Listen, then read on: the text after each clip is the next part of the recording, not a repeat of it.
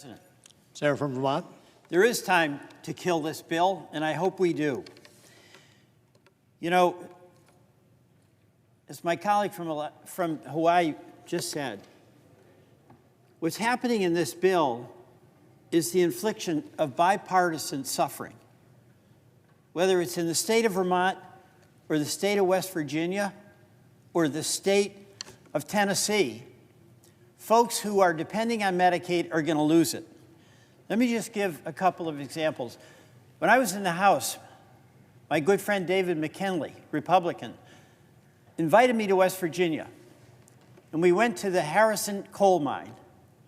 And I was very deeply moved because the only people I know who work as hard as coal miners are dairy farmers. So we have a lot in common. Hard-working folks in Vermont, hard-working folks in West Virginia.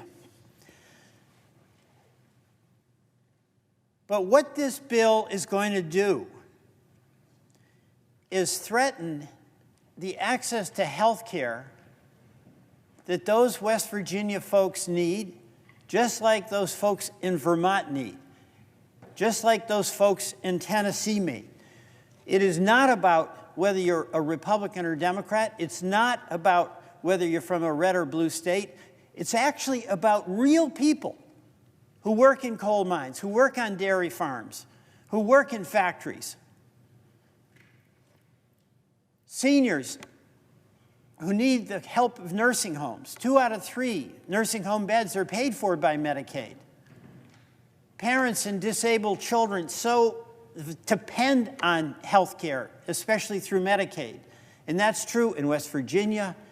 It's true in Nebraska. It's true in Tennessee, just as it is in Vermont. Let me just give a few numbers. In Vermont, 32,000 people are going to lose health care if this bill is passed. In West Virginia, 76,000 people will lose their health care coverage.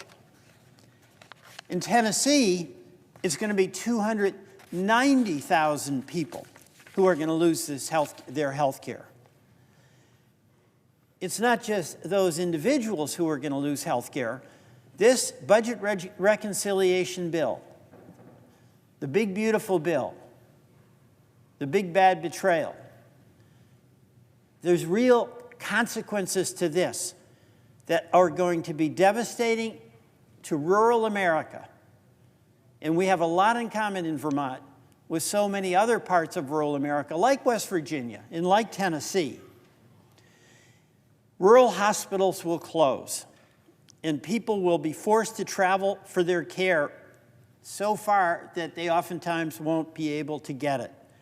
And the sad reality, you take away people's health care, they're going to get sick and stay sick. You take away people's health care, and people are going to die. You know, the American Hospitals Association showed that this bill will likely close 338 hospitals in rural communities across the entire country, in your state and in mine. In Vermont, the fear is 3 out of 14 hospitals are at risk of closure with the passage of this bill. In West Virginia, 7 hospitals are at the risk of closure. And in Tennessee, 9 hospitals will be immediately at the risk of closure. You know what happens, too? And it's like we don't even debate this. We don't even discuss it when this reality is about to strike a hammer blow to folks in rural America. If people lose their health care, it doesn't mean they don't need health care. It just means they can't pay for health care. So folks in Vermont who were depending on Medicaid are going to show up at our rural hospitals. Our hospitals are under a legal requirement to provide care. By the way, they would provide care even without a legal requirement, because that's what we do in rural America. We help folks who need help. But those hospitals, already on a thin margin, are not going to be able to afford it, and that's what threatens to have them go out of business.